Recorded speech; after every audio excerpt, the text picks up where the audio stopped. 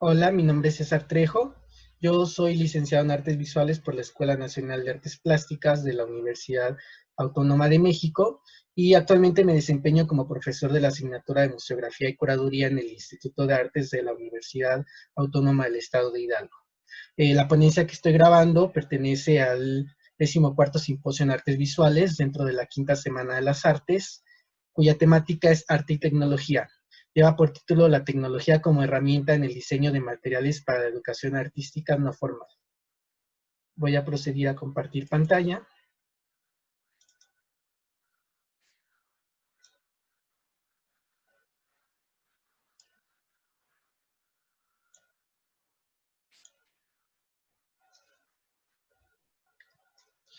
Primero partiremos de definir la educación.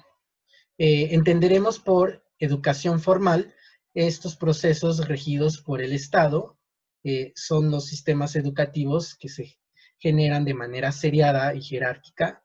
Podemos decir educación básica, media, superior. Principalmente las instituciones que rigen estos sistemas son las escuelas, los colegios, y bueno, nuevamente está regida por un sistema estatal. En México podemos hablar de la SEP, que es la que se va a encargar de acreditar los planes de estudios.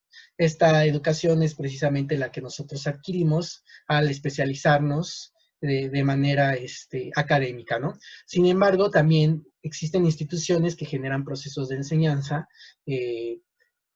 que detonan el aprendizaje y que no son precisamente de la educación formal. Estaríamos hablando de instituciones que en este caso, bueno, yo voy a hablar solamente de los museos, más en específico los museos de arte, pero bueno, estas instituciones también pueden ser reservas arqueológicas, acuarios, zoológicos. Entonces, son las instituciones educativas que van a generar también conocimiento útil que me van a conformar a mí como individuo.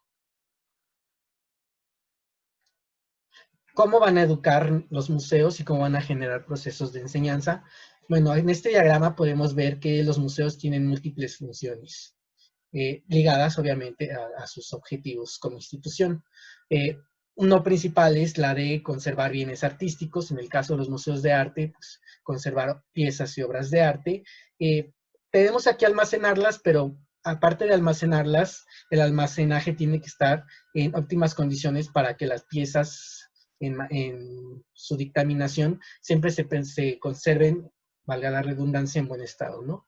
Entonces tiene que ser un almacenaje que permita que las piezas no les dé humedad, no corra riesgo su integridad y, bueno, evidentemente, esa es una de las funciones principales de los museos, el preservar objetos culturales.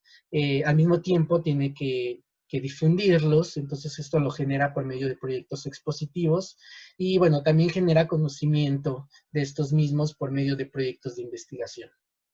Otro de los pilares fundamentales es la parte educativa y formativa, ¿no? Los museos, aparte de ser estos instituciones que van a resguardar el patrimonio, tienen que ser estas instituciones que generen procesos de educación, de enseñanza en la sociedad.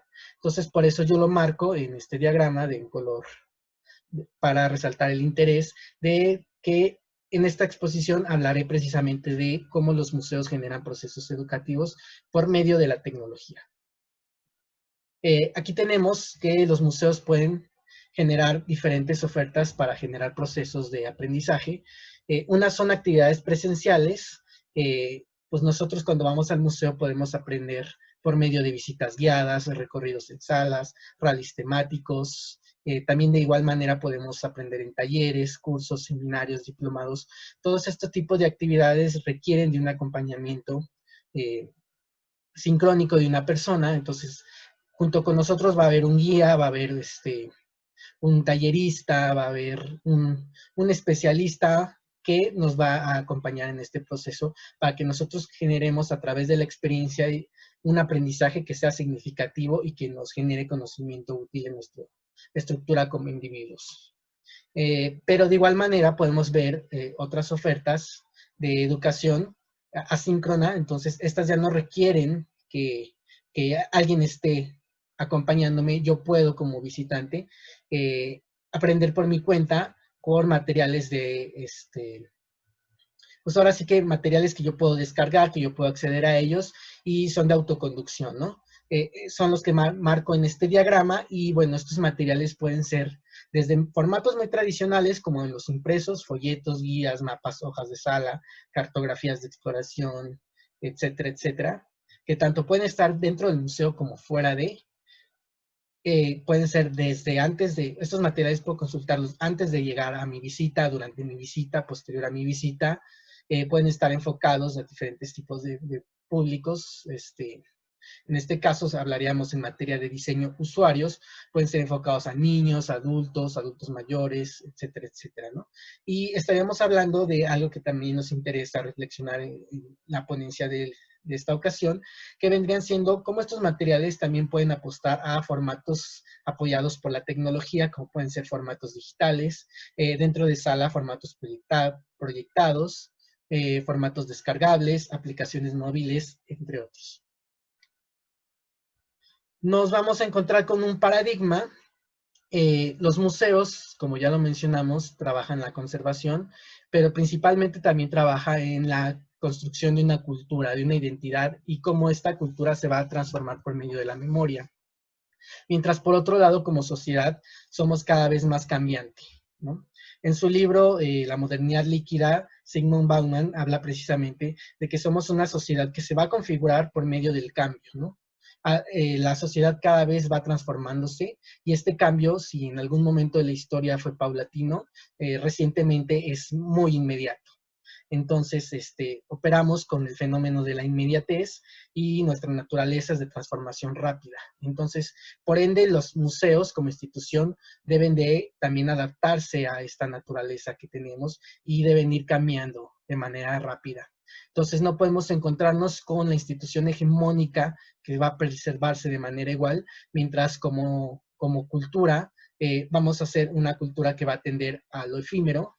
Las nuevas generaciones van a apostar por hartarse de manera inmediata con las cuestiones, entonces por eso también se les menciona como generación del hit, cultura de la inmediatez. Un consumo fugaz también, favorecido por la tecnología, evidentemente en materia de aprendizaje. Las nuevas generaciones requieren de muchos más estímulos visuales que las generaciones anteriores.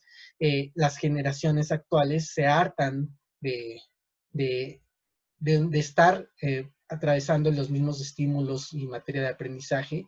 Entonces, si antes era fácil que los niños atendieran una imagen estática, podemos hablar precisamente de una obra de arte, una pintura, que prestaran atención, cada vez es más complejo, ¿no? Hablando de nuevas generaciones, en específico de niños, pues cada vez están más estimulados y cada vez requieren este dinamismo con el que se están configurando, ¿no? Entonces, pues los museos también tienen que apostar por generar estas nuevas estrategias y dinámicas. ¿Qué han hecho los museos en materia de aplicación tecnológica para su desarrollo? Bueno, principalmente han trabajado por medio de la tecnología, la digitalización de su acervo artístico. Entonces, los museos van a optar por utilizar programas para digitalizar sus obras y eso permite en materia de difusión que las piezas sean conocidas ya no solamente de manera presencial en el museo, yo puedo conocerlas desde manera virtual, desde la página web del museo, si el museo cuenta con la aplicación, pero sin embargo en materia de cuestión de aprendizaje y de estos materiales que decíamos que detonen a un proceso de enseñanza, pues los museos todavía les falta apostar más por el desarrollo de materiales educativos ligados a la tecnología. Aquí vemos un ejemplo de aplicaciones móviles que podemos encontrar tanto para el sistema de Android como de iOS de algunos museos, ahora sí que diferentes museos del mundo.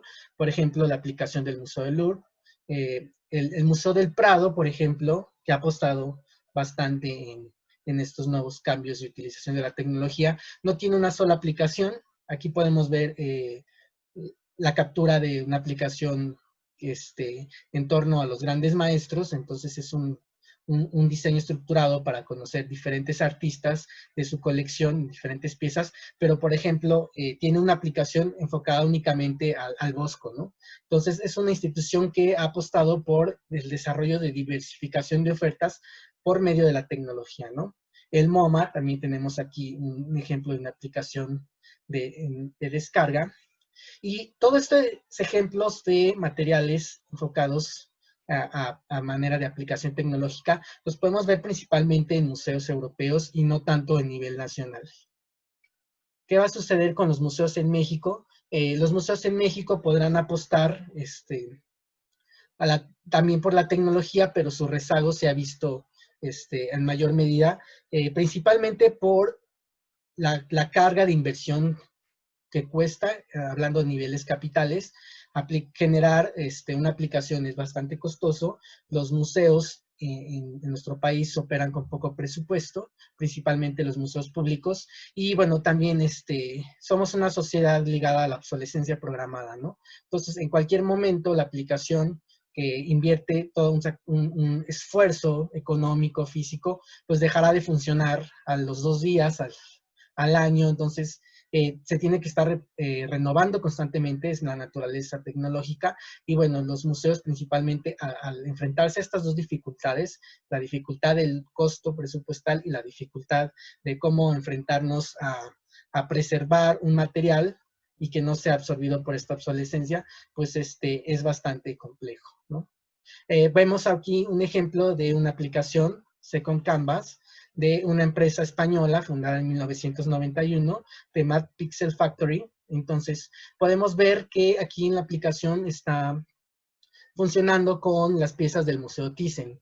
Entonces podemos ver cómo nos está enseñando el acervo pictórico de ese museo, y al mismo tiempo la traigo a colación porque si nos ponemos a buscar de manera inmediata, no dudo que haya más aplicaciones o materiales de descarga de museos nacionales, pero de manera inmediata los principales recursos que podemos encontrar son principalmente esta aplicación de Second Canvas aplicada a algunos museos nacionales. El ejemplo que tenemos aquí es el Museo Nacional de Historia, el Museo del Castillo de Chapultepec. Entonces podemos ver cómo hay un recorrido por las piezas del acervo pictórico de esta institución. Y bueno, también esta misma aplicación, a pesar de ser una aplicación española, podemos encontrarla nuevamente en museos nacionales, el Museo Nacional de Historia ya mencionado, también en el Museo de Arte Moderno, el Museo de Arte Carrillo Gil y el Museo Cultural, el Museo de las Culturas Populares. Entonces, es bastante interesante que los pocos materiales de producción tecnológica para el aprendizaje que podemos encontrar de manera disponible en museos nacionales, pues vengan de una empresa española, que ni siquiera es una empresa mexicana, ¿no? Con sede en Madrid. Y bueno, ¿qué sucede ante la complejidad actual? Pues bueno, nos enfrentamos a un escenario complejo que no teníamos contemplados, no solo en nuestro panorama actual a nivel nacional, sino es una complicación global en materia de salud, que es precisamente la pandemia que estamos atravesando del COVID-19. Entonces, nos vamos a enfrentar que los museos poco a poco están generando planes de reapertura.